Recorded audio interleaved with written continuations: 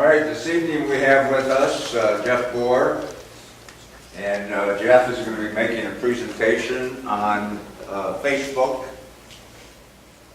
You know, a lot of us are concerned about security and so forth with Facebook, but I think in the future, if you intend to communicate with the younger generation, you might be forced to head in that direction. And Jeff is with us tonight, and he's going to talk us through it. Thanks, Jeff. Thank you, George. Well, hello everyone. My name is Jeff Bohr, and I'm a member of the group here, and I do a lot of the Monday evening presentations. So, if you don't know me, I own a company in town called Naples Mac Help, and I provide support and training mostly to anybody, in their home or office. I come to you and where your computer is, where you're at home, and we'll assist with anything with iOS or Apple devices. So what we'll do tonight is we'll talk a little bit about getting familiar with Facebook.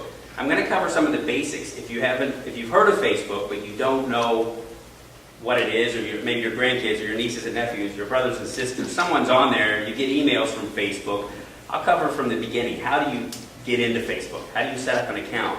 How do you connect with people? Then we'll review some of the privacy settings. About every 3 or 4 months, Facebook will make the national news about privacy settings. So in some ways they've streamlined it, in some ways they've complicated it, but we'll go over the privacy settings as they are today.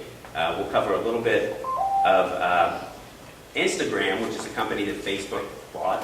It's a photo sharing service that uses social media to share photos that you take with your device. And then I'll also tell you how to get out of Facebook if you're tired of it or you try it and you don't like it. So there's a way to deactivate the account. So a little bit about me. I've been using Apple computers now for 27 years. I started my company in 2004, and I'm an Apple Certified Support Professional. So I keep up to date with the certifications that the new operating systems comes out so that I can continue to provide service. So a few statistics about Facebook. First of all, you might have heard of Mark Zuckerberg. There was a movie that came out with him a couple of years ago called The Social Network. When he was at Harvard University, he started Facebook as a way to kind of link people in the different schools at Harvard together. So it was a book of faces, so that if you saw someone in class, you could find more about them when you got back to your room that night. So the total number of Facebook users as of this month through September worldwide is 1.26 billion. So I don't know what the current population of the world is, but that's a sizable chunk. So that's 15-20%. 15-20% of the world. Daily people that log into Facebook, 700 million, 128 million of those people are in the United States. So it's pretty big, and you can't, unless you've been living under a rock for years, you could not have not heard of Facebook.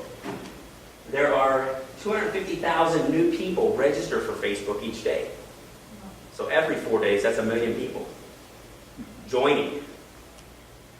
And more than 14 million photos are uploaded daily to Facebook. So it's become the largest photo sharing site. You might have heard of some places called Flickr, and Yahoo has another service they share with photos.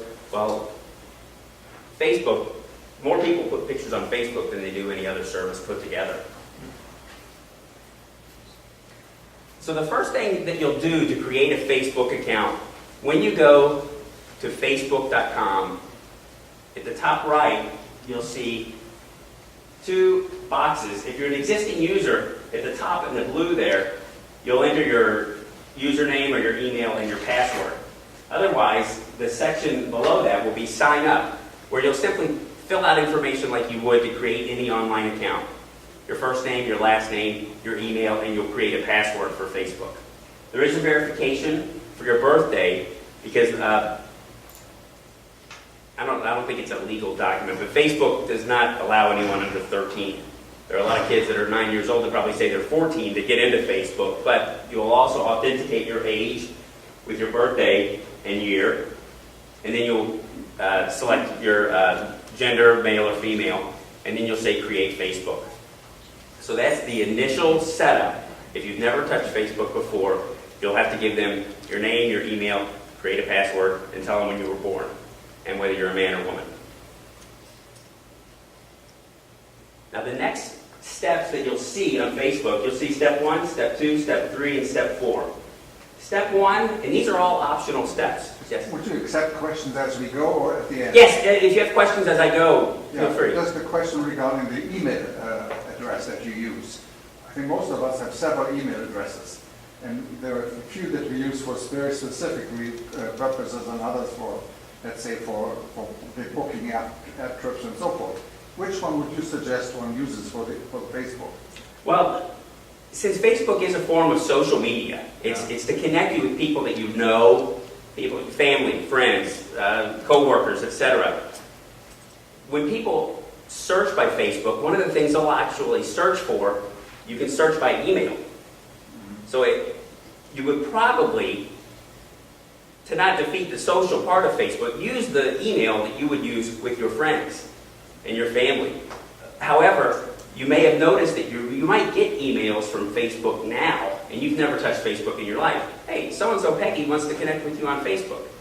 Margaret, Joseph wants to connect with you on Facebook. That person has probably uploaded their address book to Facebook to increase the number of contacts they have on Facebook, whereas your personal email might have been there, so now Facebook has that.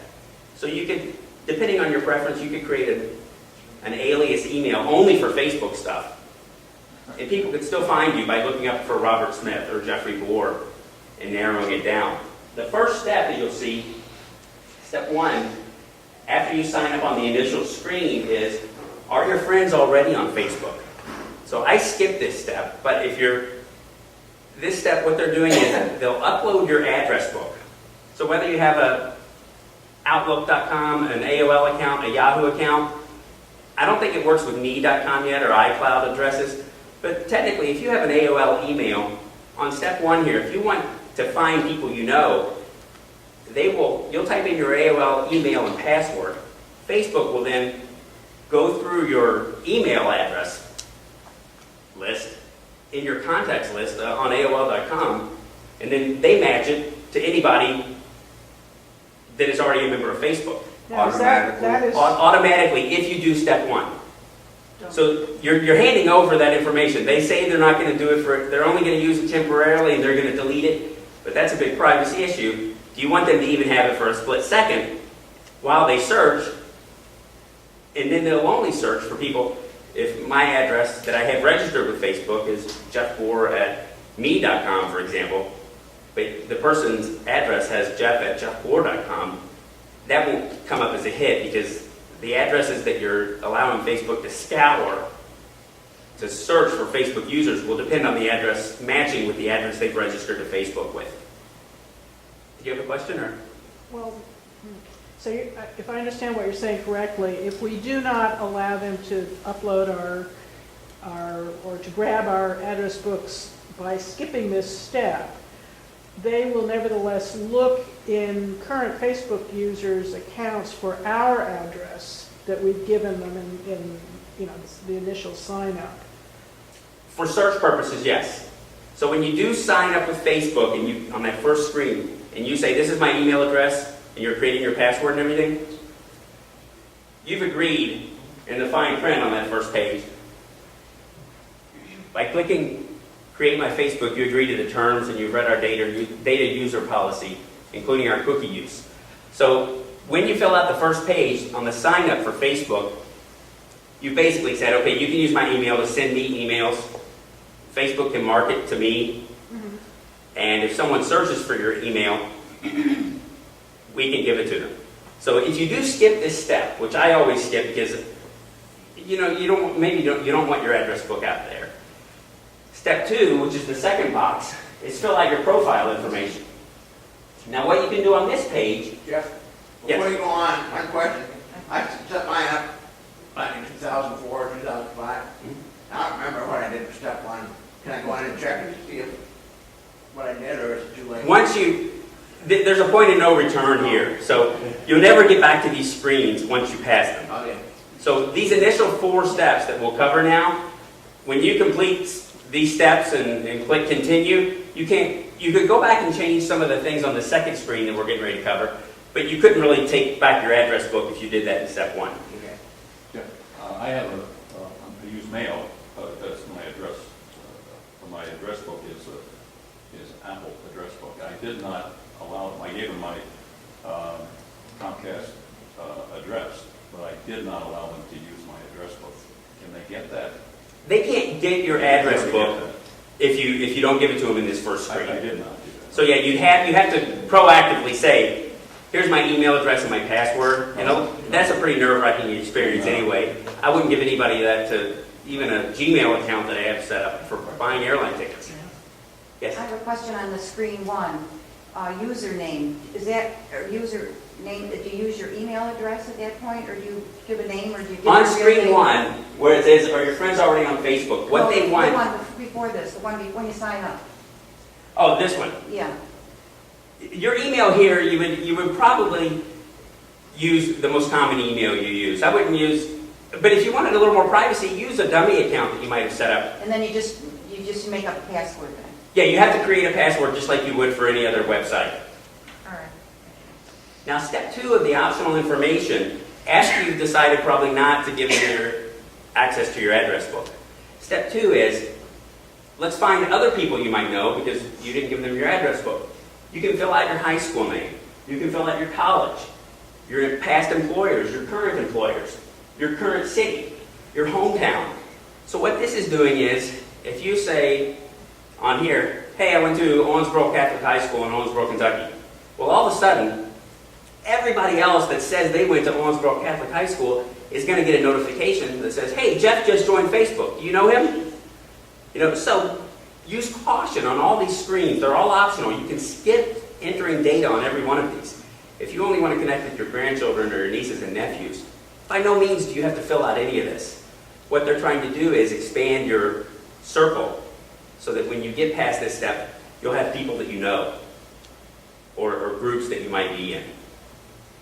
So, for colleges and universities and employers, if you work for a small family firm, with maybe 15 employees, you might put that employer in because it's a small group. But if you put, Procter & Gamble, there's 70,000 people in the world that technically will have something in common with you that you might not want. So use caution and only give out as much as you're willing to share on these pages. Now, step 3 at the bottom left is get interesting stories in your newsfeed. So if you're a fan of a certain commentator or a certain news channel, Facebook is all about content. So typically you'll see your friends and family there. But then if you happen to like Fox News or CBS or the Wall Street Journal, you can also see content that's posted by them that's not advertising but actual stories that you can sign up for. So on the next page, which is step 3 at the bottom left, they'll give you some suggestions, and you can scroll down through this for the New York Post, for the New York Times, for CBS News. So if there are things you're interested in, and you select them here, then the Wall Street Journal is notified, hey, Joe picked you.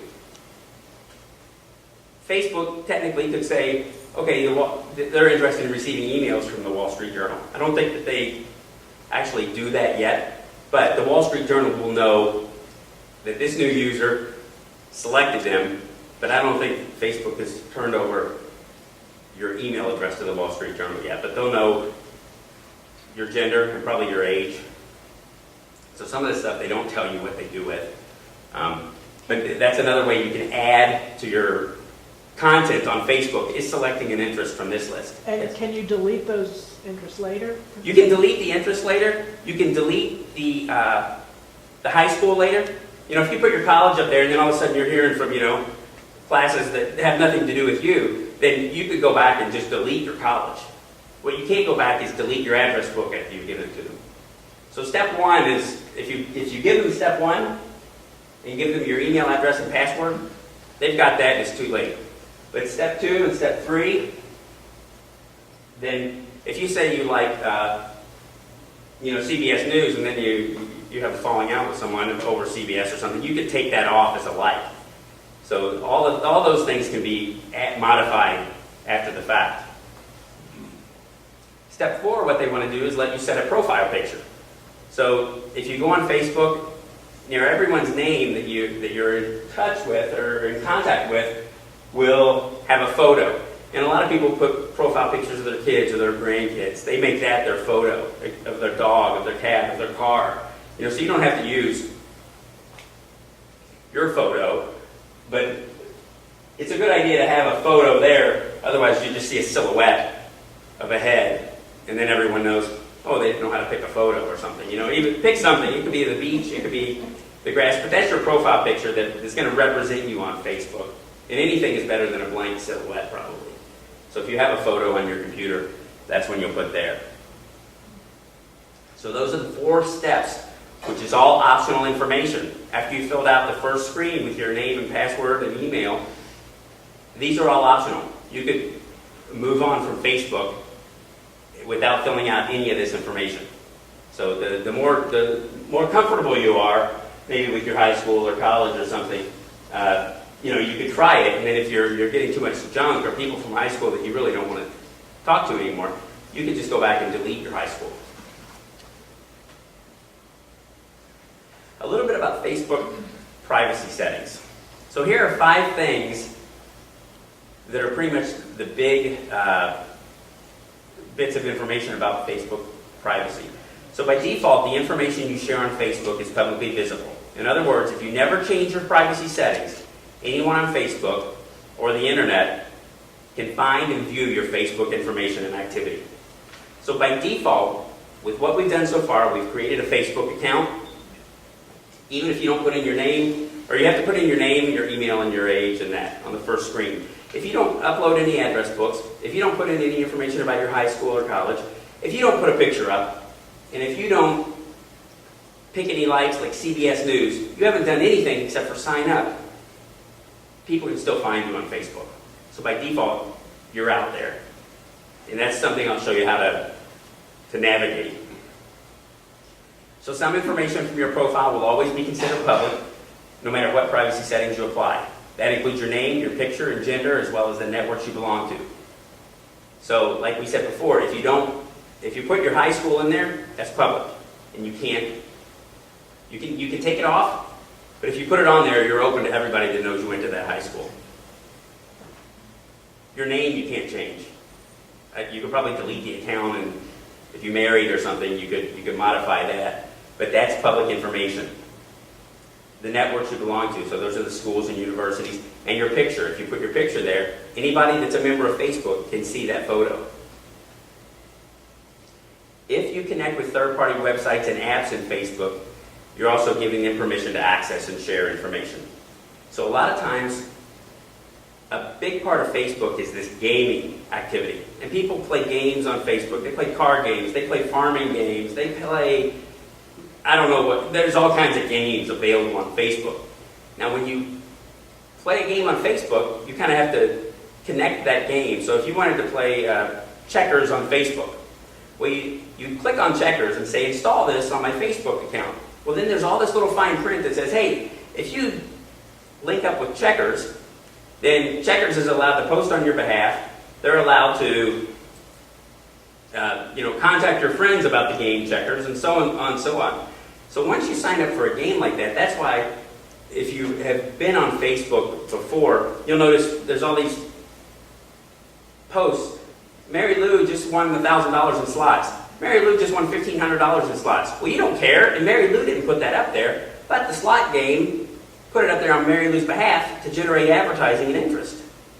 So, and that's, if you download the game, it's pretty much, you're pretty much giving them permission to say, okay, if I want to play slots, there's no choice that says, okay, I want to play slots, but you can't tell anyone about it. If you want to play slots, or you want to play Farmville, or Candy Crush, or Words with Friends, then Words with Friends can say, oh, you just got a high score, or you just beat the pants off of Mary Lou, when it happens, and then you would have to go in and manually delete that, but you can't stop them from doing it.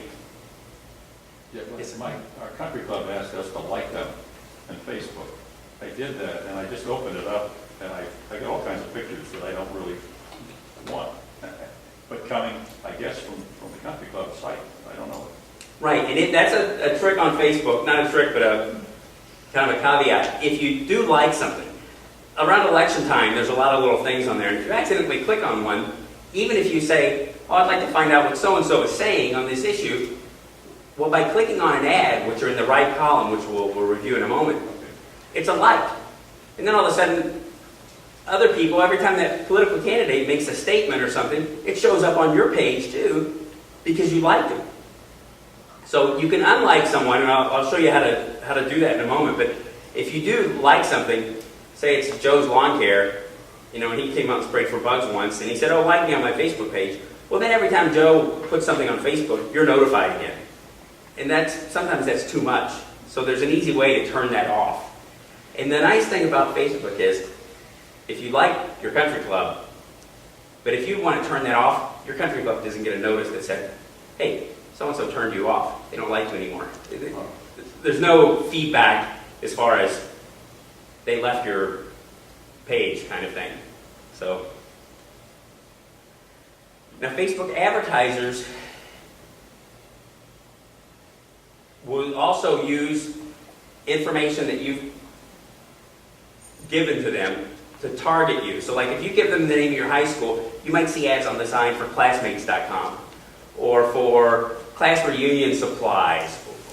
You know, so the more information that Facebook has, you might notice that the ads that you'll see on the sides of the page will be more related to stuff that you might be interested in because of the way Facebook treats your information. So when Facebook went public and everybody said, well, how are they going to make money? Well, they make money because people click on ads that show up that Facebook thinks they're going to be interested in. And then people buy something and then Facebook makes ad revenue.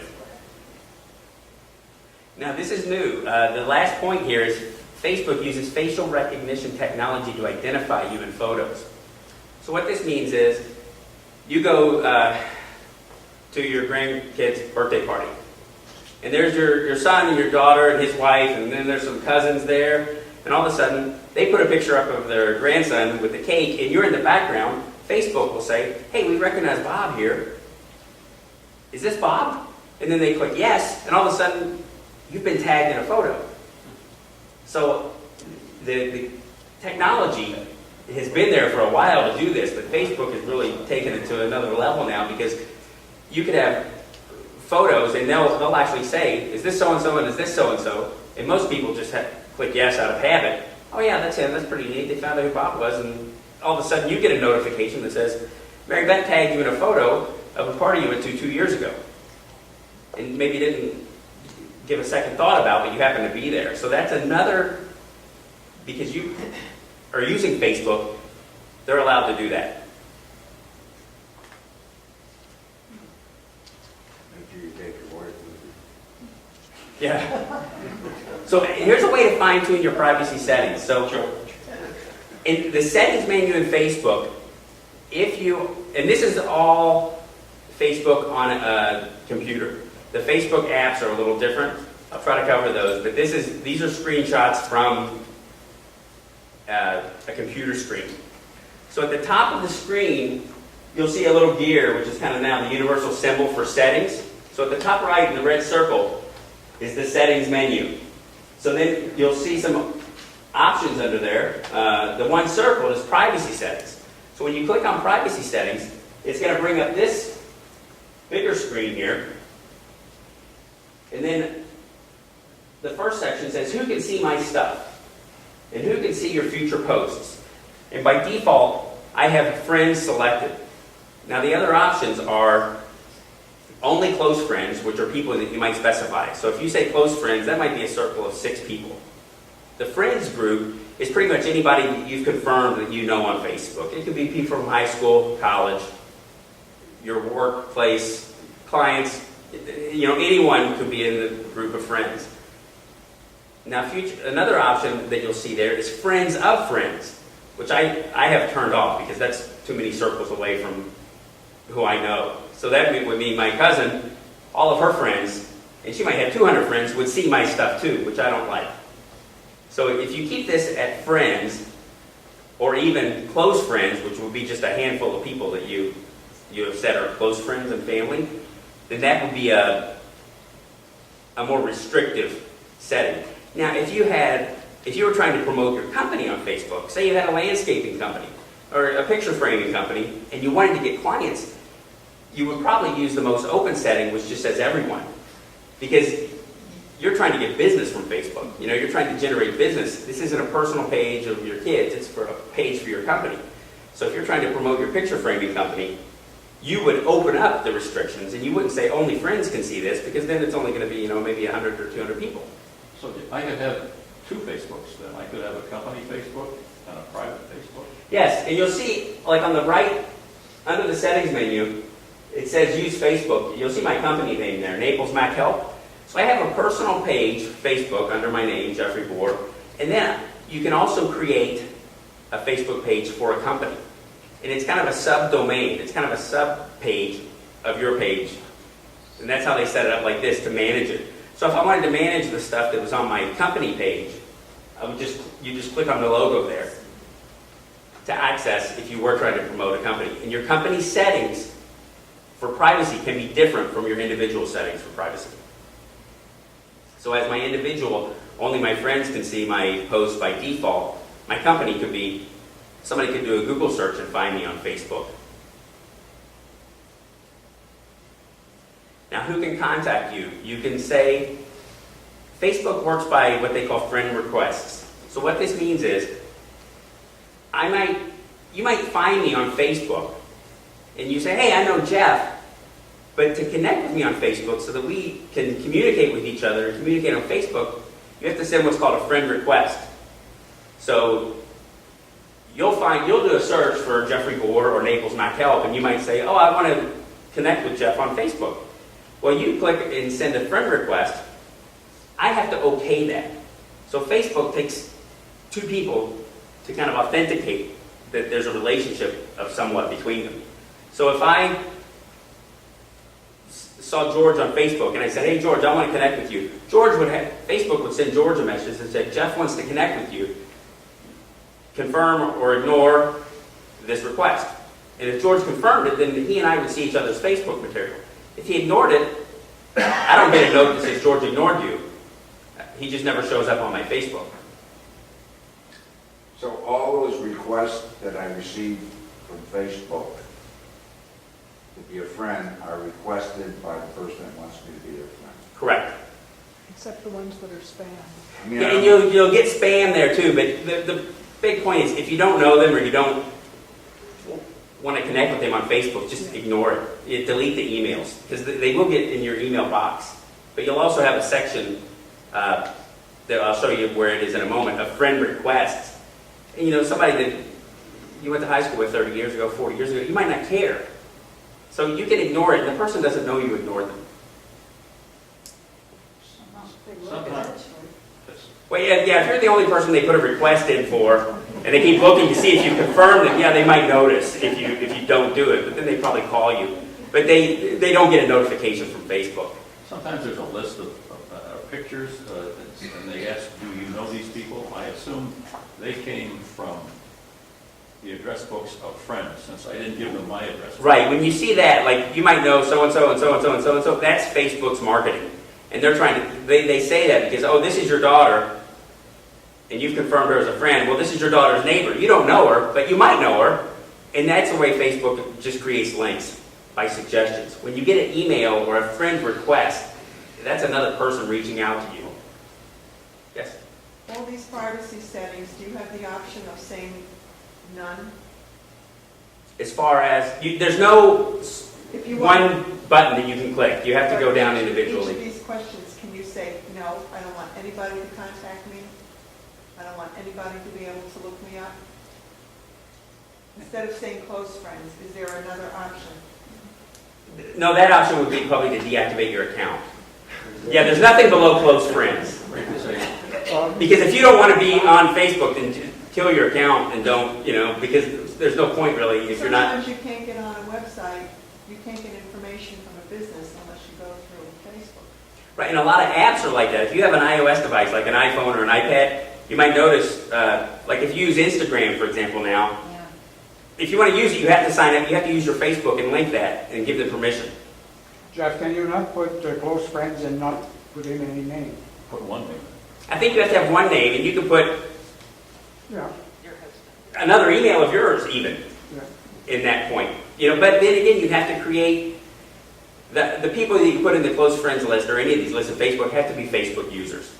So if you created a dummy account for Joe Smith and created a dummy email, and then put that as your only friend, then you could turn everything off but him, and he's a non-existent person, so. Yes? So you're saying who can see my stuff? That's presumably information that you put up there. But I'm not sure, the who can contact me, is that who can ask me to be their friend? Yes. Or, I mean, so what would be the lowest setting for that? I mean, if they're not your friend already, There is a lower setting for that. Let me pop it up real quick and see. okay.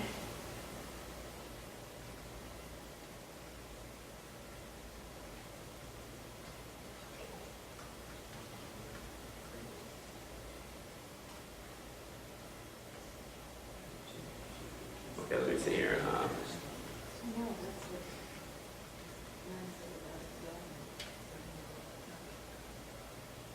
See, I forgot my Facebook.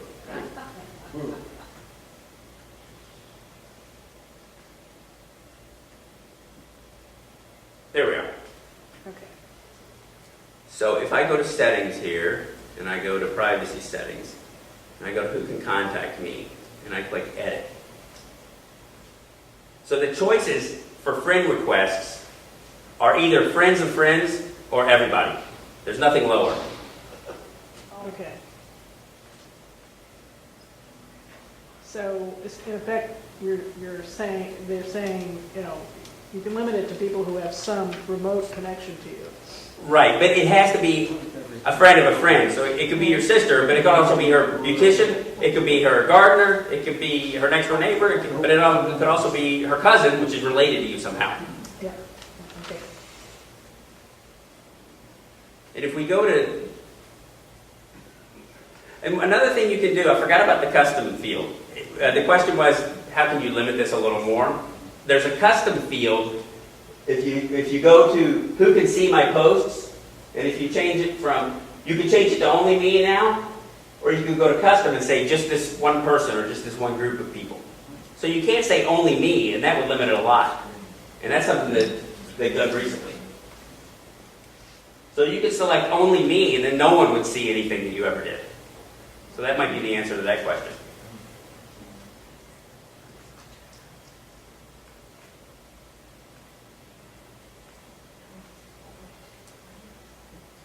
And then there's a section, who can look me up at the bottom. Like, who can look you up using the email or phone number you provided. I set that to friends. The other option would be friends of friends. Who can look up your timeline by name? Friends. So that would be people, if I said, oh, my daughter was born on such and such day, you know, yay, happy day, then people could search and see that, but only people that I've connected to. Their friends could not see it. So I've got that restricted to just friends, just people that I've made a connection with. Another option there is, do you want other search engines to link to your timeline? I have that off. That's either a yes or no question. So by default, if someone searched your name into Google and you had a Facebook page, if you enabled this, then your Facebook page would show up at the top of that list and that person could see you. So I have that feature turned off where it says, allow search engines to find your homepage on Facebook. So those are that's the main privacy menu now, is the 6 or 7 things we see there. Now, there's something called a post on Facebook. So when you create a Facebook post, I created a sample here that says, a beautiful day in Naples. Now, since I set in the prior menu that my default posts are visible by friends, it says friends in the top red circle there. So I'm going to say it's a beautiful day in Naples. By default, this is going to my friends because I've set that up in my initial privacy settings that we saw a moment ago. Now, if you click on that friends menu, a drop down will come down that you see at the bottom, and then I could say, I only want friends. Public would be anybody. I could open this one post up to anybody in the world. So that's public. I have friends selected. Friends except acquaintances are people that you might know, but I don't know how the criteria for acquaintance, because usually they're a friend, but maybe if it's somebody you went to high school with and you've only connected with them once, they consider that an acquaintance. So I don't really know about what makes them acquaintance. But, and then only me and custom, and then you can have close friends or family. And you can modify the lists at the bottom, where you might say, classmates from such and such high school, or my sewing club, or my bridge club. So you can have different lists that you might choose to share something with on Facebook, and then only the people in that list will see it. So if you have a list for your bridge club, maybe, that you put, stuff on Facebook for, and you made a post, and instead of choosing friends, you chose bridge club, well, only the members of the bridge club that you were connected with on Facebook would see that post. Your cousins, your sisters, your kids would not see it because you took it out of the friends section and moved it to a more custom listing. So this is post by post. When you say, we had a great birthday party, or we bought a new boat or something, and you want to just let certain people know about that, then you can change it from your default setting to a more custom settings before you hit return to put this up on Facebook. So you would change that, the recipient, the people who can view this prior to posting it. And after you make a post, you do have options to delete the post. So if you said, hey, we went to a great party last night, but then one of your friends, that is your friend, wasn't invited to the party, and you say, oh, I shouldn't have put that up there. There's a way to delete the post and edit the post, but you can't go back and change, I only want friends to see this to my bridge club. You have to delete it and re-add the post. So you could go back and you could change the words. You could edit the content of the post, but you cannot go back and change it from friends to family after you've hit return. If you wanted a custom, like a club members, do you have to list the name of that club and then below it will list the addresses of those people? No, if you go into custom, for example, it's kind of an autofill. So if you say, oh, I only want this to go to my Thursday golf group or something, and it's 6 people. If you start putting their names in, just like when you're composing an email message, it'll start filling in. Oh, that's Joseph Smith or Joseph O'Banion, So you could create, if you go to the custom choice at the bottom, then you could just type in, a handful of names, perhaps. If you did have a list called Thursday Golf Group or something, then you could just click on the list in the bottom. How do you create the additional lists? Let me go back to Safari and I'll show you that. So if we go to, let me find a group here. So here's my group page. So it's one of my elementary schools, some other groups I'm following. So there's a button here that says Create Group. And you would give that a name, maybe Thursday Golf Group. And then you have a privacy section there that says Open. Anyone can see the group, who's in it, and what members post. Closed. Anyone can see the group and who's in it, but only members see the posts. So that means if you had a Thursday Golf Group, other people could see that you had a Thursday Golf Group and see who was in the Thursday Golf Group, but they couldn't see what the Thursday Golf Group was writing about. And secret means only the people in the Thursday Golf Group know about it, only the people in the Thursday Golf Group see it, and no one else knows who's in it or what they're doing. So if you do create a new group, and maybe it's a bridge lesson or bridge or golf or whatever, you can give it a level of privacy on this page. And you trust them. To keep it secret, for example? I think you can. There's a button here that says Learn More About Groups Privacy, and let's see what they say. Yeah, there are 3 privacy options for groups: open, closed, and secret. And that's a personal decision. Facebook says they're not giving it to anyone.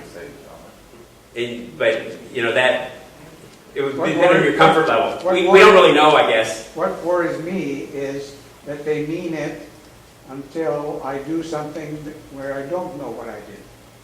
Like, I accidentally liked something, and all of a sudden what I asked them to do be private is not private. Right, and I don't know if That's any... what worries me about Facebook. Or the next revision of their terms and conditions. Yeah, see, if all of a sudden Facebook made a judgment that, oh, we're not doing any more private groups or secret groups, they don't notify every person that's a secret group. You see it on the news. You'll say, oh, and you might see it 2 days too late or something before you would have liked to demolish the group. So The group setting is where? under in Facebook, let me hit cancel there. In Facebook, on the left side of the page here, you'll have I'm logged in. So here's my profile, my messages. There's a section down here called groups. Okay, you click So that. by default, it'll just say groups and there won't be anything in it until you create a group of family or friends or Thursday golf.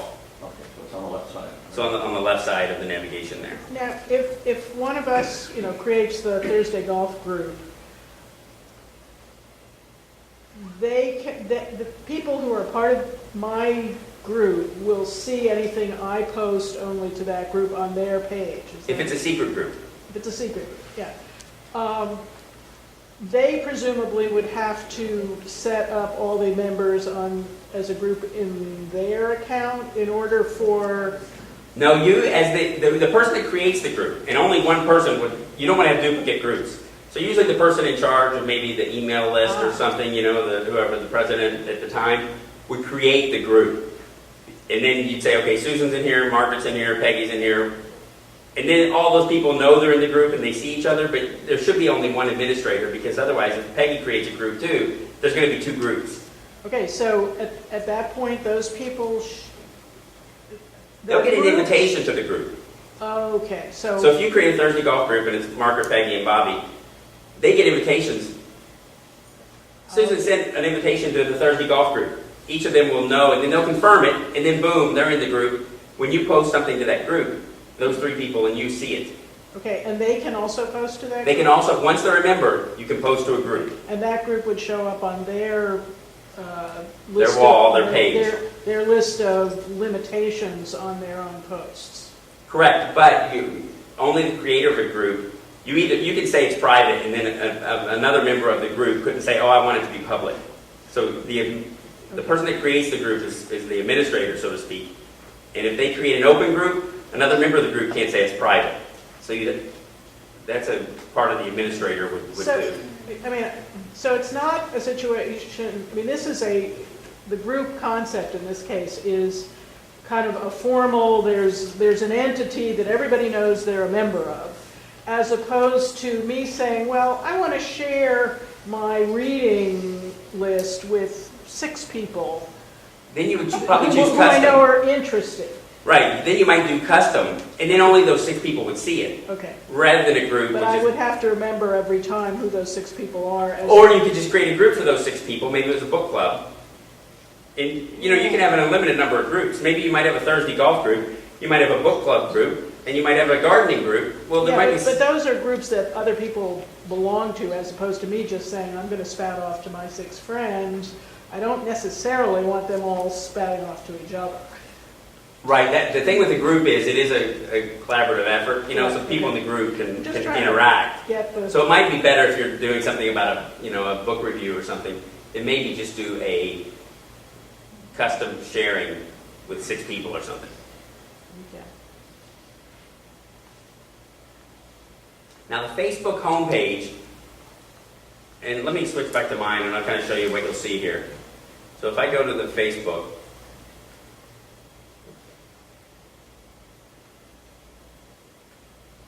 so here's my sister-in-law and her girl wrote, I love my mommy. I see that on Facebook because my sister-in-law, she's in my friends group.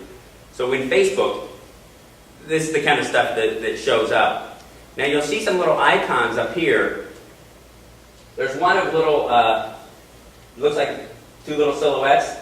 And if you click on that, these are friend requests. So if someone from your high school or someone from your sewing club or something has contacted you, you'll see a little number there, like an update number that says, 3, 4. These are pending requests that you have not yet access to.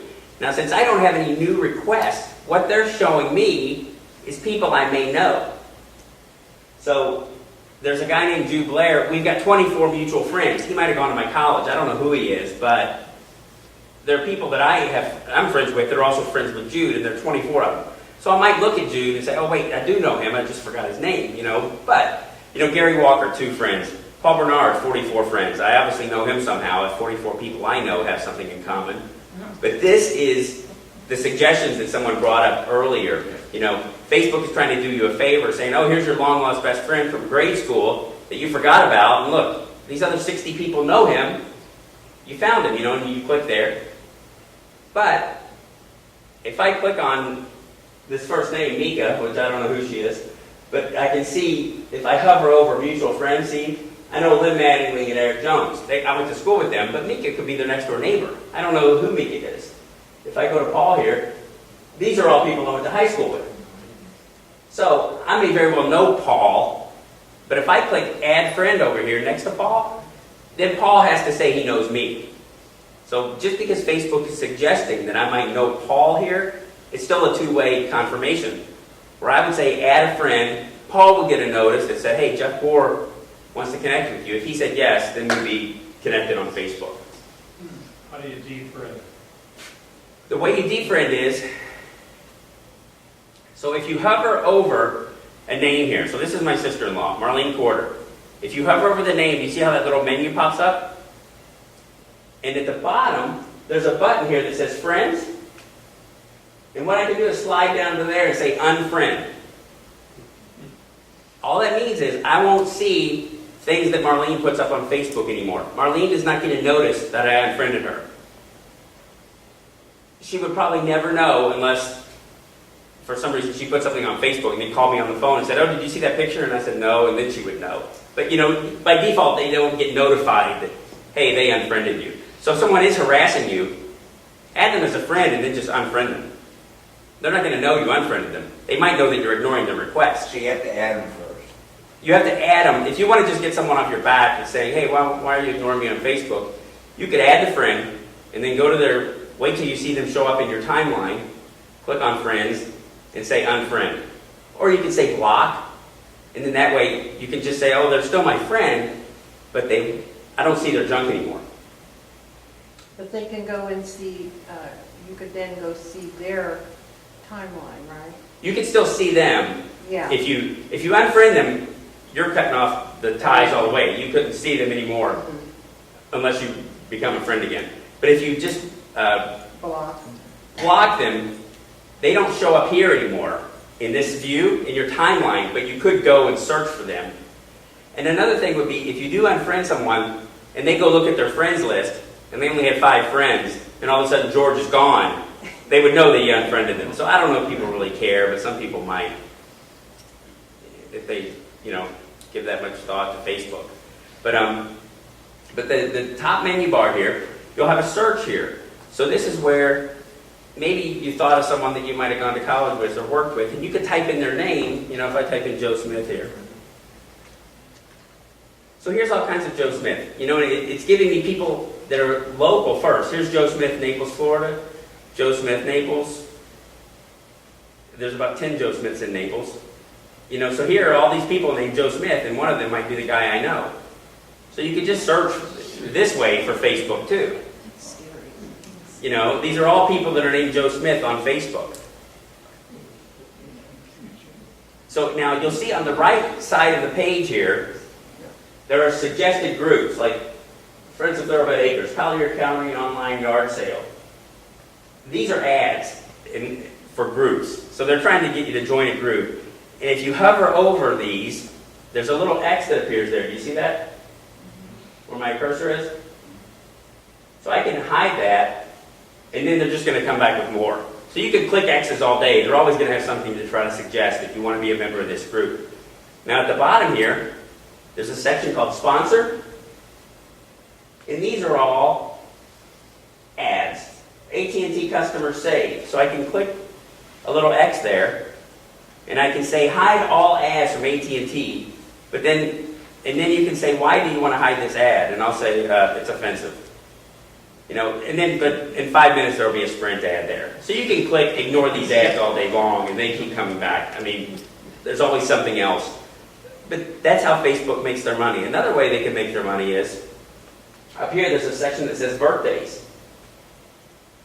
So here's a friend of mine, Becky, her birthday is tomorrow, and if I say schedule a gift here, then these are all the things that I can send to Becky online that Facebook is getting a cut of. You know, I could send her an iTunes gift card, a Starbucks gift certificate, movie tickets, Outback, you know. So this is how Facebook is generating revenue. They're selling stuff now. So if you wanted to do it, you know, Facebook is monetizing your membership, and then they get your credit card number, and then you're more likely to buy again because it's so easy. So I've never bought anything. I've never bought anything for anyone's birthday, but the potential is there. Jeff, are those selected specifically for Rebecca, or just because they're trying to sell? Well, this top section here, it says recommended for Rebecca. Maybe Rebecca, and this is how Facebook tracks your activity. Rebecca might check into Starbucks every 3 days a week. So then when it's her birthday, they're going to tell people, oh, Rebecca likes Starbucks. Or she might say she goes to movies. Or these are likely places that she has been. Because if you have a device like an iPhone, you could go, like when I go to my gym in the morning, I check in because the gym says, oh, check in here, it makes us look good on Facebook. You know, they have 14,000 check-ins. I check in, it doesn't hurt me, I don't care if people know I go to the gym. But on my birthday, they might say, oh, hi Jeff, a month at the gym or something. I don't know what they'll do because I haven't paid attention, but that's where they get this. Becky's obviously been to a Starbucks, so they wouldn't show me this. So, but this is how Facebook uses the information you give them. You know, so they're getting into this marketing. So that's called the Facebook homepage. So as you see in my homepage, if I go back to it, you know, you'll see all kinds of stuff here. A lot of it's political. There's pictures of people's kids. Halloween costumes are big. People talking about insurance. You know, so it's kind of recipes. You know, I follow NPR, so there's a sandwich recipe. So you know, you can follow places like that. Maybe if you're interested in public radio or, you know, public TV or a certain channel, they can show up on your Facebook wall, as well as, you know, your in-laws and your friends. And is that because you like them, or because... That's because because I liked NPR, and I liked this guy in Cheese Company. So I see posts from them.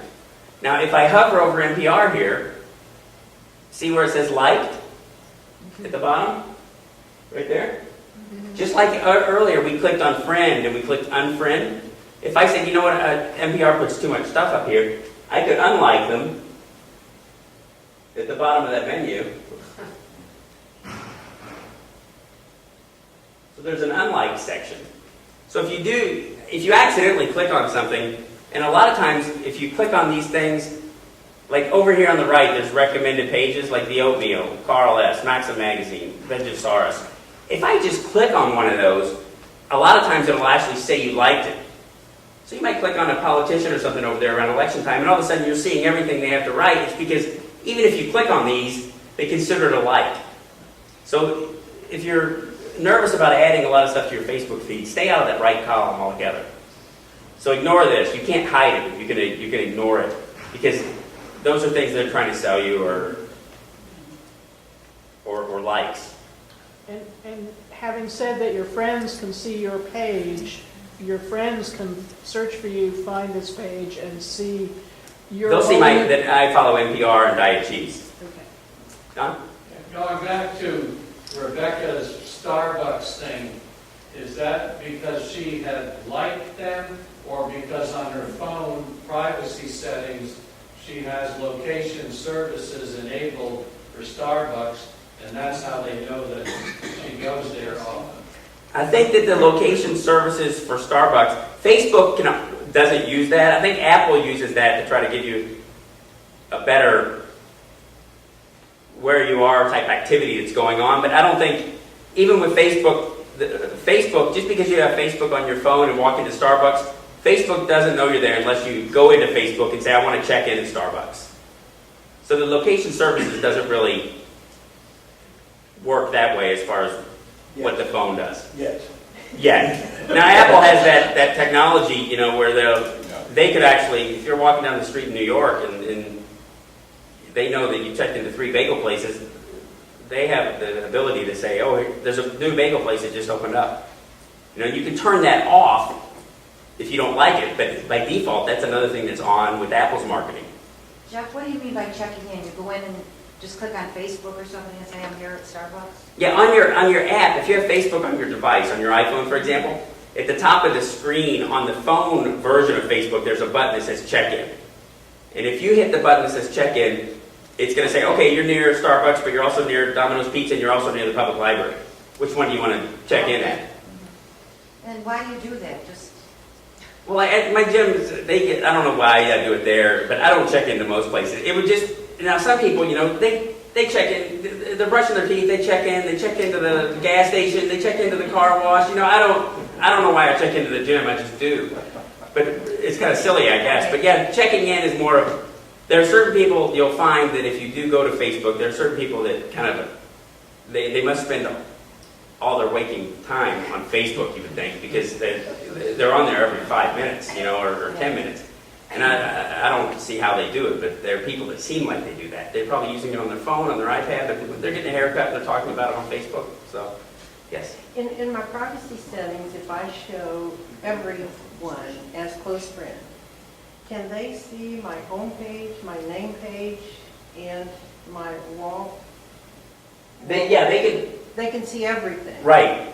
So if I go to Renee here. So now I can go into Renee's timeline or her wall and see everything personally that she's done, Halloween costumes and whatnot. I don't know any of these people, but since Renee and I are friends, I can go into Renee's page and see what not only Renee has said, but other people that have talked to her. Sandra, send her thank you for today. I don't know Sandra, but since I'm friends with Renee, I have access to Renee's activity on Facebook. And you can comment at that point. I could comment, yeah. On every page here, there's a button at the bottom that says comment. So if I click that, I could comment on this, even though I have no idea what's going on in that picture. If that's a bear or a dog or what. But it's a bear on the lanai. But that's because I'm friends with Renee. Then I can go and look at and see what Renee's been up to on Facebook. By putting her name in the block at the top. Well, simply because we've confirmed that each other are friends at some point. And then if I could either search for her up here, if I start typing in Renee, she shows up here. Or if I was going down through the timeline and said, what does George Takai have to say? I can click on his page and see what his posts are. Okay, thanks. There were, in addition to comment, there were two other things under each of those posts. Like, comment, and share. Okay, and what does share do? So this is a girl that eats raw, all she eats is fruit, basically. So she's talking about it. If I hit share here, now if I like it, people that are my friends are going to see, hey, Jeff liked this video about the girl holding the bicycle. They just see that on their pages. Since they're friends with me, they'll see Jeff liked this. If I hit share, I'm actually putting a link to that on my Facebook page that anybody that's associated with me will see. So sharing, if I hit share, then I could write a comment. I could say on my own timeline. I could say on a friend's timeline. I could put this on your page if I wanted to. And you can't do anything about it. You could remove it after I put it there. You could say delete this. But I could, if I wanted to. I don't know anybody who would really do that. But you could put this in a group, on a page you manage, in a private message. So that's the other option that you'll see under every entity. A like button, a comment, or a share. Okay, so if you like it, that's just somebody, your friends see that you've liked it? Yeah, like, oh yeah, those are nice costumes, that's funny, I like it. I don't like a lot of stuff personally, but that's what it's there for. And comment, that comment will be visible to anybody else that can see that picture. I could write, that's the worst costume I ever saw, and then someone will probably comment on that, like, oh, that took us 6 hours to make, why don't you shut up? But that's the way Facebook works a lot, is you'll get, comments will lead to more feedback and such. On another subject, when you have the list of friends on the right, lately when I'm clicking on one, a chat box comes up. So you can actually start chatting if they happen to be on Facebook. Oh, right, and there's a button down here at the bottom of the screen. See where it says chat? Mhm. I have that off. Because otherwise, chat is like text messages on your phone, but via Facebook. So I always leave chat off because it's just hard to keep up with if people start contacting you. But that column is there, and there's a button down here that says hide sidebar. So I just kind of hide it so I don't accidentally click on it, and I leave it off because then if someone is sending you a chat and you're not responding, they think you're ignoring them and you really didn't even notice it or something, so it just reduces friction if you leave it off, unless you use it a lot. But if you see that chat, you can click the button that says hide sidebar at the bottom so that it doesn't get in your way. You've been saying timeline a lot. What is the timeline? The Facebook homepage is also called the timeline. So you'll see here, by default, it's sorted by most recent. So this is a timeline in chronological order going down to, here's butterscotch pies, 11:50 a.m. So that's part of the page. Part of the page. Yeah, Facebook by default is organized chronologically from the most recent at the top, and as you scroll down, it's older. And the items on the left are called what? This column on the left is your interests, pages that there's my business page. Is that a wall? Is that what we call a wall? The wall is really the whole entity. So this whole thing is my wall. On the right are ads. On the left are my personal lists of friends and family and my business page and such.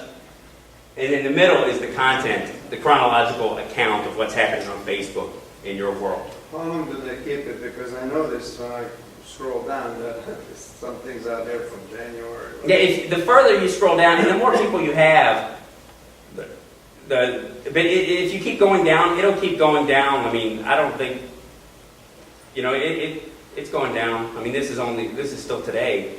But if you keep scrolling down on Facebook, it'll go back as far as a long time. I don't know if there's any limit, but it'll go back quite a bit. Mine goes back to 1964. Yeah, someone's birthday probably, in 1964. But that's what's called the Facebook homepage or the wall. Facebook in 64.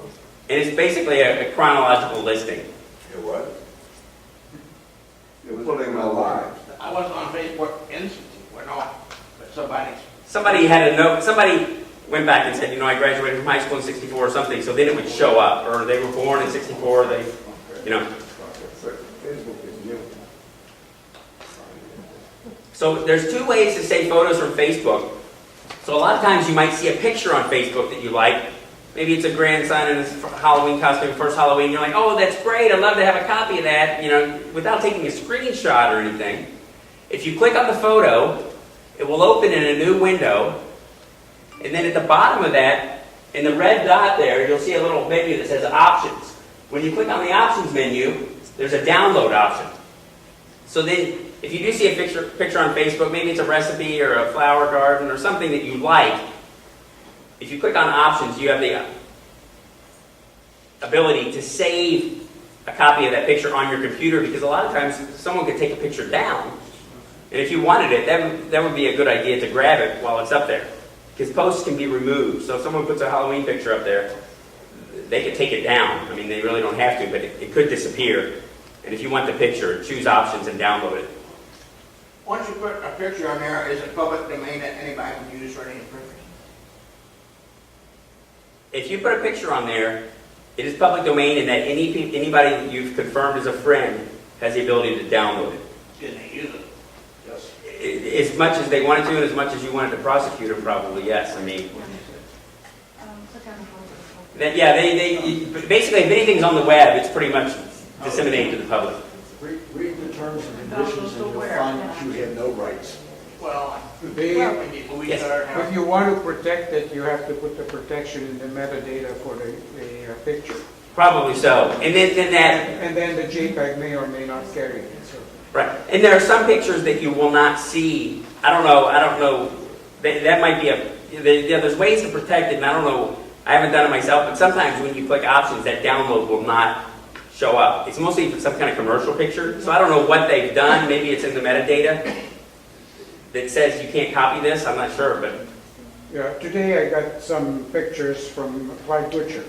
Oh yeah. And he posted them, and selling his whatever show. And every picture has the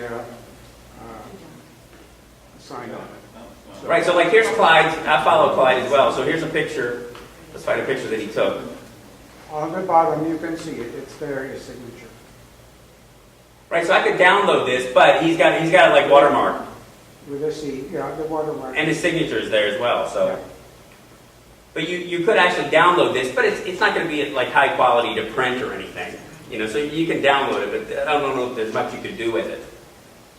I clicked on a picture, but I don't see any way to download. Now, on your iPad and iPhone on an iOS device, it's a little different. If you have a picture up and you press and hold on it for a moment, you'll see an option that says Save Photo. I got it. Thank So you. on a portable device, on an iPad or an iPhone, there's no download button. You just tap the picture and say Save Photo, and it goes to your photo library on your phone.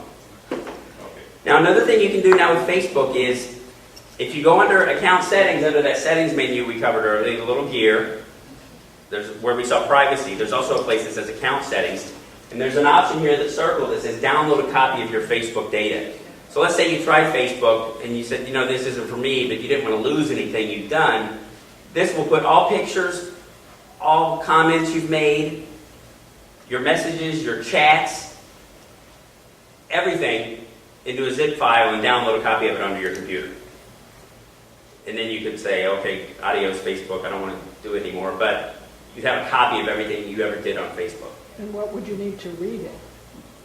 Well, it'll open up as text files. Your chats will be text files. Your pictures will open up with preview. So that's an option you would have. Depending on how long you've been on Facebook, that could be a big file. You know, but maybe if there was a picture you had lost and the only copy was on Facebook, that would be something you could do if you couldn't scroll back far enough or something. What is the networks thing in the image you've got up there? There's networks, and you referenced that earlier as something that is, you can't limit access to that?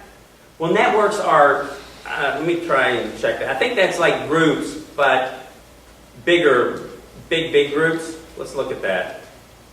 Networks, no networks, edit. So if you're in, that would be only if you were in like a company-wide Facebook or something. Say you worked for Procter & Gamble and they had kind of a private Facebook page. That would be a network of people, but it's too big to be a group, really. So that if you were in a network on Facebook, you'd know it somehow. But that would be limited to that network administrator, whether that was private or not. Okay. So it would likely be private, I would think, because of the way it's set up. I've noticed that some of the Mac users group, like ours, have done away with their own website, and I think their own discussion group, and have gone to Facebook. Well, more people are joining Facebook and they're on Facebook, so it's probably a more valid entry point for a lot of people. You know, you can search for user groups like this.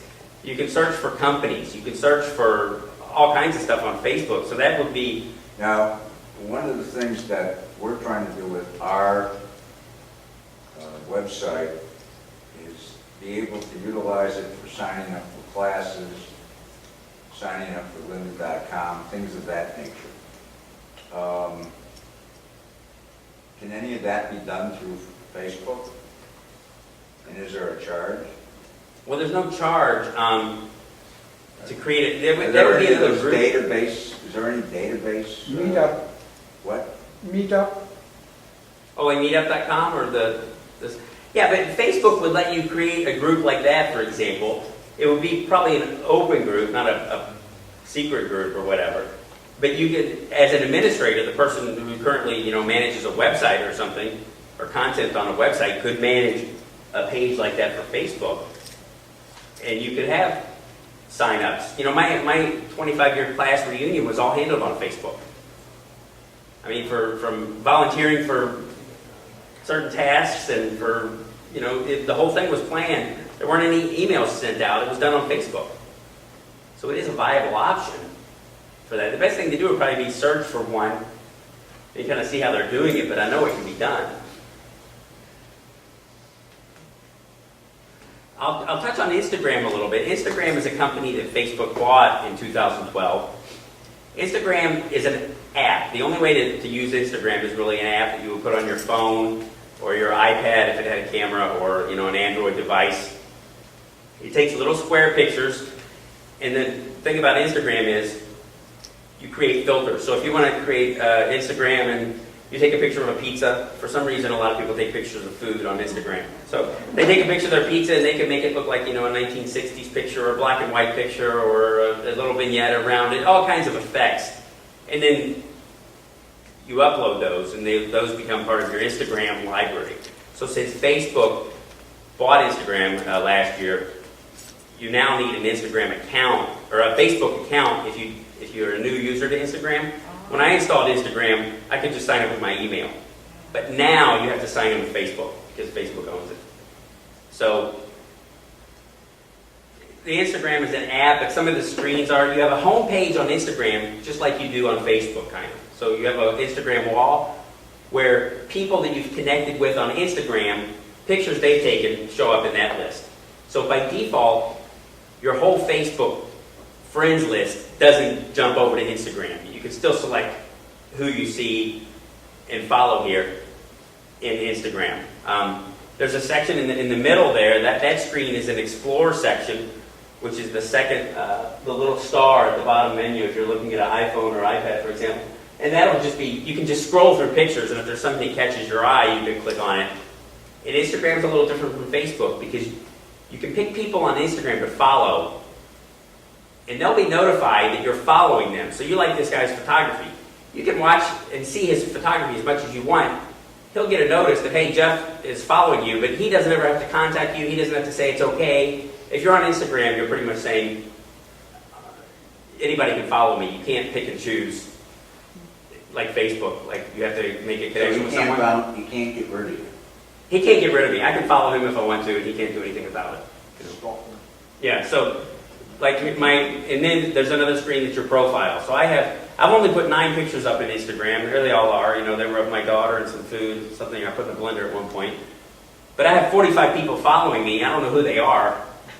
It could be people that found me on Facebook. They might have found a picture. I don't know, and I don't care. And I'm following 3 people. But by default, it's not everybody I know on Facebook, just because Facebook owns Instagram. You're not connected with everybody by default. You can still choose. But with Instagram, you can't follow people. Now, can those people get into those pictures and find out where you took them? I think that if they had the right... Well, Instagram is not on the web, and it's only on your phone. So I don't know if by looking at a picture on my phone, even if I got that into my computer, I don't know what metadata is going to be on the photo to tell. So that would be something I don't know the answer to, but it could be. I don't know what Instagram, if they strip anything from it. I don't know enough about it. Jerry, hasn't there been some information out there that said you have to be concerned about that data that's going onto your picture, and if you post it on one of these websites, people can find out? Well, technically, yeah, the data is there, and there's, if you have GPS turned on your camera or phone, the data is there. What I've read is that it's possible, but it hasn't happened.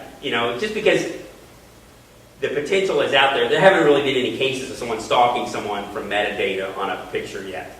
Not that it couldn't happen, but in practicality, it's probably not that practical. Just like, scamming the fingerprint sensor on the iPhone 5. It can be done, but it's about 10 steps involving hot wax and saran wrap and a laser printer that no one would really do. So, one of the things about Instagram is the fine print is kind of a little daunting. It says on the first part, they do not claim any ownership to any of the pictures you put up there. But then, you also, at the middle here, you also grant Instagram a non-exclusive, fully paid and royalty-free, worldwide, limited access to use, modify, delete from, add to, publicly perform, publicly display, reproduce, and translate any of the pictures you put up there. So they don't own it, but they can do whatever they want with it. So there was an episode a couple years ago where there was an ownership issue, and Instagram at one point said, if you put it up here, we own it. Well, now they said, we don't own it, but we can do anything we want to it. You know, we can make it black and white, we can change it, we can put it on a billboard, we can do whatever we want. So, and if you installed Instagram on your phone and, you know, typed in a name and password, you've agreed to this. So it's too late, but it's pretty Can daunting. they get money for it? Because sell it is not in there. No, and they won't sell it, but they can put it on a billboard if they want. But I don't think there's any, I think if you put it out there, it's almost fair game. It would be probably a lot of trouble to go through. I wouldn't put an original, you know, some kind of original photograph that was one of a kind on Instagram probably, if you didn't want it potentially to be out of it. When I was doing some research for this, there were some people, a lady put some pictures on Instagram and they showed up in a catalog somewhere. And she knew they were her pictures, but because of all these fine print, she couldn't do anything about it. She couldn't, there was no recourse. And then, you know, they used it for advertising for free. So just be cautious about using any of this social stuff. That what you put up there is kind of in the public eye. I've been doing Instagram for the last year or so with my grandchildren and family, and I just do it with them. If someone wants to follow you, you have to accept them. Oh, you do now? One of my grandchildren, yes, I have one right here. One of my grandchildren's friends in college wants to follow me, but I don't want her on because... Oh, see, that's something I didn't know about Yeah, Instagram well, yet. it's Because, totally private, yeah. You just have your Yeah, you followers. can't get rid of it, right? Yeah, I can get rid of her. I can just push an X and... on mine, I have the option to follow. I've got 45 people following me, Uh-huh. and I can click on them, and I can say follow them. Oh, and I can say block user. Yeah. So if someone was following you, by default, it looks like I didn't get it. I Yeah, didn't you ever have get to a accept them, yeah. permission, but I don't use it a lot, so maybe I just... Oh, yeah, I use it every day because it's the only way I can keep up with all their travels and everything. It's wonderful. Right, so that, maybe they changed that then. Because I just have my, you know, So it's a family. close group. Uh-huh. My, just family and just family. So if somebody's following those pictures on your site for your grandkids, and you don't want her to follow him, Right. You can block I them. blocked it. It was a girl, we met her at graduation last year in Boston, and she liked the family, and she, you know, they talk about us, and she wanted to follow me, but I don't really want to get involved with her and her family and watch her pictures. So I just have my own grandchildren and, so you can't knock her off of yeah. following him. Oh, they On can his follow own. them, but she can't follow. Okay. So you follow can... They can't, Block 'em, what yeah. goes to my grandchildren from us, doesn't get passed on, it's just on to them. It goes from us to them or them to us. And it's not like Facebook that gets spread all around. Where my grandmother would have liked to have that ability when I was a kid. Well, I started it when one of our grandchildren went over to Europe. And my son said, well, if you want to know what she's doing, you know, get on Instagram. So You could have indigestion. So if there comes a point to where you say, you know, you tried Facebook and you didn't like it, and you say, I'm done with this, I want to get out, this is a lot easier now. If you go to settings at the top and you go to your account settings, and then on the left here, you'll go to security. There's now a button that says deactivate your account. And if you click that, this top bar is going to say, your 569 friends will no longer be able to keep in touch with you. You know, here, Mike will miss you, Ann will miss you, Ray will miss you. You know, to try to make you feel guilty about leaving. Tears? You know, Laura will miss you. You know. So then you have to put in a reason for leaving. You know, I don't find it useful. That's required. You have to pick one. Then you can explain further. Then they're going to tell me, hey, if you delete your account, you're also going to delete your Naples Mac Help page, or you can transfer that to someone else. So if I click edit there, it's going to let me, I'll send that over to George, but I'm getting out of Facebook, and he can manage that. And then there's a button that says, opt out of receiving future emails from Facebook. And it says, no, even after you deactivate, your friends can still invite you to friends, tag you in photos, or ask you to join groups. If you opt out, by checking this box, you will not receive any emails from Facebook or anybody that has to do with Facebook forever. So you can get out. Forever? Forever. And well, they say, you know, you will not receive, I guess it's forever. And then I'll cancel that because I don't want to do that yet. But before you do that, remember what we did earlier was download a copy of the Facebook data. And then they do make you give a reason, but the opt out of the email might be the way to go. Any other questions or comments or concerns about Facebook? Basically, the information that you put out there on Facebook has the potential to be very public, unless you use the settings that we discussed to, filter it to friends or only close friends or only family or a specific group. But as we saw, but the first screen that you sign up on, you're giving them your email, your birthday, and your sex. That stuff Facebook is always going to have. They're going to know who you are, whether you're a man or woman, and generally your age. But they don't have to know your birthday, do they? Well, they do that for verification. You have to fill it out here. You could, make something up there, but my experience with that is if you ever forget your password or something from Facebook, the first thing they ask you is what's your birthday. So if you made something up on your birthday, you're never going to remember it unless you be very careful about that. They're not going to send you a funny birthday card because you're old. I mean, they don't care. It's just mostly for security and verification.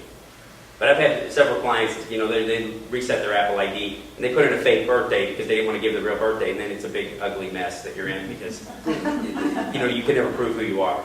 So, yes. I think I'm still concerned about that share in the like, comment, share. What that actually does. I mean, if you had chosen to share that photo. Like here's WGCU. If I hit share, then that will go on my wall so that when people go to Jeff, they're going to see, here's a WGCU video. So anyone that is my friend or connected with me will see this on my wall, even though they don't follow WGCU. So that's what a share does. And you cannot prevent the people you have allowed to be your friends from posting it on their wall. Not if they have access. So the one thing I can do is I can share it and go down to friends here and click, only certain people or only a custom group. But then once the people that have access to this WGCU, like say my father sees this, he could then share it from my page, even though he's not connected with WGCU. He lives in Kentucky. But if he thought this was interesting, he could share this, and then his 50 friends would see it. Yes. So I guess that's the concern, is that you may want to limit who can see your page, but what they're going to do with what's on your page. Yeah, unless you have a really tight group, the people that have access to your page or your post can then disseminate it to people they know, and that's just the way it is. Yeah. I know our grandchildren in their 20s and 30s, they told me that most of their friends now are using Instagram because it isn't as readily available to spread around. It's not. No, it isn't. You can just see who you want, and that's what they said that they're. Well, yeah, and if they've got that more. feature, because last time I really was using it, I didn't know who these people were that were following me. They just kind of showed up. I didn't have to approve them, and now you do. You say so. Yeah. So maybe that's something Facebook is. Or you can. Facebook maybe put that feature into Instagram to make it a little more secure than it was when it was a standalone app.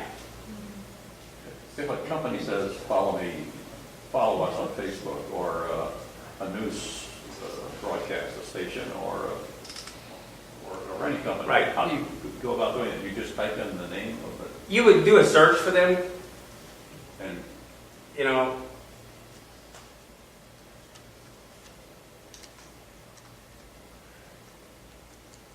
so maybe your bank said follow you. Could be, yeah. So here's First National Bank, and then basically they become a friend then? You like them, and then follow and like are kind of the same thing on Facebook. So if someone says follow us on Facebook, you have to like them. And then if I hit like here, this is a South Africa bank, but if I hit like, every time First National Bank of South Africa puts something up, it shows up in my timeline. And then if you're my friend, you see that First National Bank is in my timeline. So that's the trick about liking things. You see it all the time, but then people that see it all the time too. So, sorry. Yes. I use an editing program, Aperture, Mhm. to send photos to Facebook. And I do that as well. Okay, maybe you can answer this then. Rather than have this picture show up individually, and I want to build an album. How do I do that so that, you know where you have the arrows, you can click through a slideshow? Right. Am I clear? Yes, I'm trying. I believe. Let me see if I don't think I have anything in Aperture. So let's. So yeah, when you hit the share button and you say Facebook there, Yes. typically when you let me bring a picture over.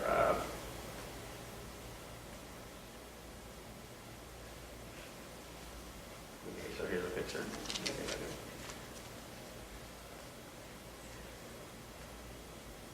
Now see, here's a picture of the Serengeti in South Africa or something, Peru tourism. When I click options, I'm not allowed to take a picture of this. It's the download button did not come up. So let me just take a picture real quick, and I'll take a screenshot. I'll go to Aperture, I'll go to File.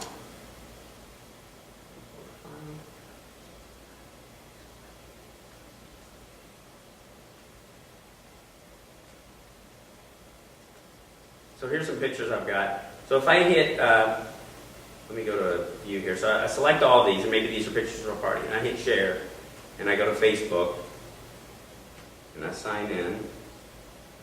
Oh, I don't know how to send more than one at a time.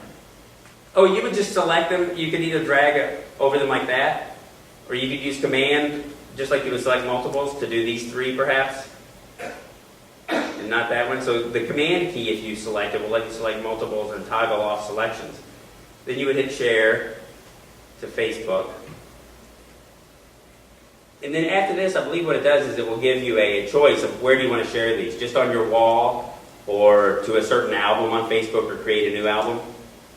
But it should give us that option in a moment.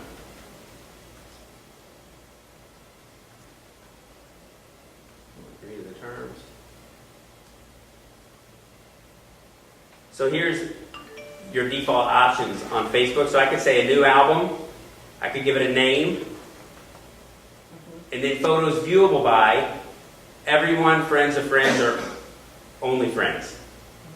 So then again, if you're in Aperture or iPhoto and you want to use the built-in Facebook export in Aperture or iPhoto, you not only can choose the destination on Facebook for these photos, like a new album in this case, but also who can see it from this screen. So you can then add to the album as you... Right. See, since I don't have an album, I could click on an album. If I would have done this before, I would be able to choose an album that I previously created. Mm-hmm. But since I haven't created any, and then on Facebook, people will actually see uploaded via Aperture or iPhoto. Mm-hmm. And that album will be where? On your wall. On your wall. Okay. So then people that you are friends with would see that album. What are the other pages in an account on Facebook? I mean, Other pages that... there's like a photo page and a... Oh yeah, well like at the left here, you've got your news feed, which is the standard. You've got messages, you've got photos, which will be all the photos that I put on Facebook.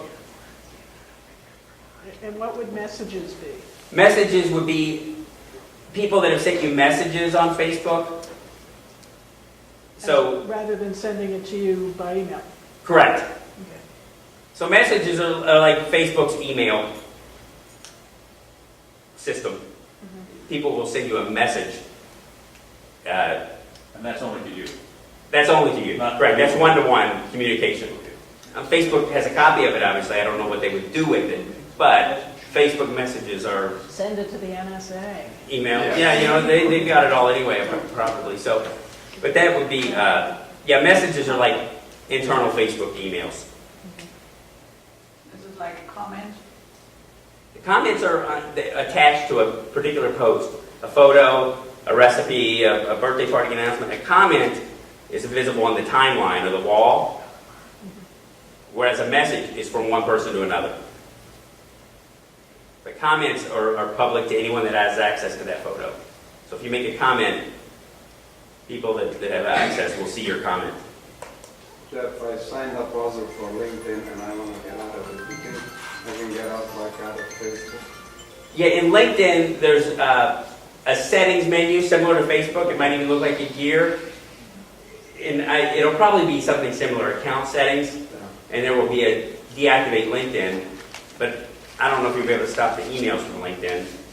Yeah. You know, I get emails from LinkedIn all the time. So-and-so wants to add you, you know, and I just ignore them. Yeah. But yeah, LinkedIn probably has the same kind of feature. If I find it, I'll look that up and I'll put it on the group message board. How to delete a LinkedIn, because there's got to be an easy way, because they're becoming more user friendly. So Can you give us a short version of what LinkedIn is? LinkedIn is like a Facebook for business people. Okay. It's a business networking tool. I mean, I've gotten work from both Facebook and LinkedIn, so I don't knock them really, because I've gotten jobs from being on Facebook and from being in LinkedIn. So for me, it's benefited me. But LinkedIn is kind of like networking for people that are in business. And it's not as social as Facebook. Social is, you know, family and friends. LinkedIn is business. Okay, thanks. On LinkedIn, I keep getting emails from people I know that talk to me. I want to go to LinkedIn, and they said, I never sent you that message. Do they, does LinkedIn do that on their own? The way that would happen is if someone else uploaded their address book to LinkedIn, you know, like Facebook suggests, that said, hey, let's find people you know, that would be a way I would imagine LinkedIn would use that, whereas the person wouldn't know anything about it. But in the fine print, that when you check that box to upload your address book, LinkedIn said they would use it to market. And that's probably what's happened is, then you get an email that says, hey, Joe Smith, and you know Joe, but Joe didn't send it. Yeah, that's what LinkedIn very much uses the address book of anybody that signs up. Prospects for more members. So is that it? Any other questions?